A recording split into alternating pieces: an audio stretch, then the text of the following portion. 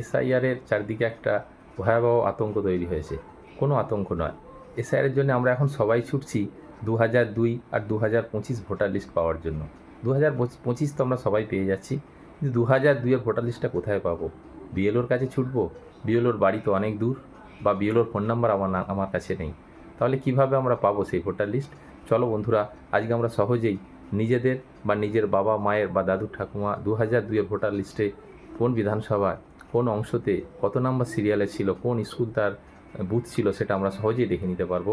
চলো একটা স্ক্রিন রেকর্ডিংয়ের সাহায্যে আমি দেখিয়ে দেবো কীভাবে সহজেই আমরা নিজেরাই আমাদের ফোন থেকে আমাদের 2002-এর ভোটার লিস্টটা খুঁজে বার করতে পারবো। এবং খুব শীঘ্রই আমাদের সবার বাড়িতে বিএলও আসবে, তো সেই বিএলওকে আমাদের সেই ডিটেলসটা জানাতে হবে, বা আমাদের যে ইনামোরেশন ফর্ম দেওয়া হবে তাতে কিন্তু লিখতে হবে 2002-এর যে ভোটার লিস্টের সিরিয়াল নাম্বার, পার্ট নাম্বার বা বিধানসভা ক্ষেত্র। তো সেইটা যদি আমরা আগে থেকে নিজেরা খুঁজে রাখি তাহলে আমাদের কাজের সুবিধা হবে এবং কারো কাছে আমাদের ছুটতেও হবে না। তো চলো খুব সহজেই কীভাবে আমরা দেখব সেটা একটা স্ক্রিন রেকর্ডিংয়ের মাধ্যমে আমি দেখানোর চেষ্টা করছি। চলো দেখে নেওয়া যাক।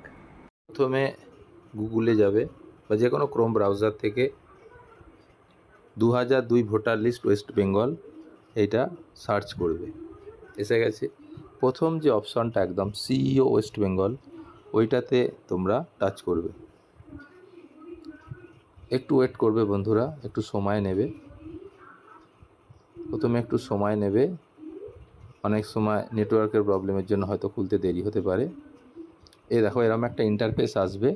এখানে প্রথম যে পপ আপ উইন্ডোটা আসবে ওটা ক্রস চিহ্ন দিয়ে কাটার অংশটায় তোমরা ওখানটা বেরিয়ে আসবে। তারপর নিচে দেখো ইলেকটোরাল রোল অফ এসআইআর 2002, এই যে একটা হাইলাইট হচ্ছে, ওইটাতে তোমরা টাচ করবে। খুললেই কিন্তু ইলেকটোরাল রোল 2000 ভোটার লিস্টের যে পপ আপ উইন্ডোটা খুলে যাবে। এরপর তোমরা যে জেলার ভোটার লিস্ট 2002 চাইছো সেই জেলাতে উপর তোমাকে ক্লিক করতে হবে। যেমন আমার হুগলি, তাহলে আমি হুগলিতে টাচ করলাম, খুলে গেল। এবারে আমাকে হুগলির যে কনস্টিটিউয়েন্ট অ্যাসেম্বলি অর্থাৎ বিধানসভা ক্ষেত্র, সেই বিধানসভা ক্ষেত্রের উপরে টাচ করতে হবে। আমি নিজেরটা দেখিয়ে দিচ্ছি। আমার যেমন 193 খানাকুল, আমি খানাকুলে টাচ করতে দেখো পুরো লিস্ট খুলে গেছে। এখানে আমার যতগুলো আমার বুথের, আমার 193 খানাকুলের যতগুলো বুথ আছে তার নাম্বার এবং স্কুলের নাম দিয়ে খুলে গেছে এখানে।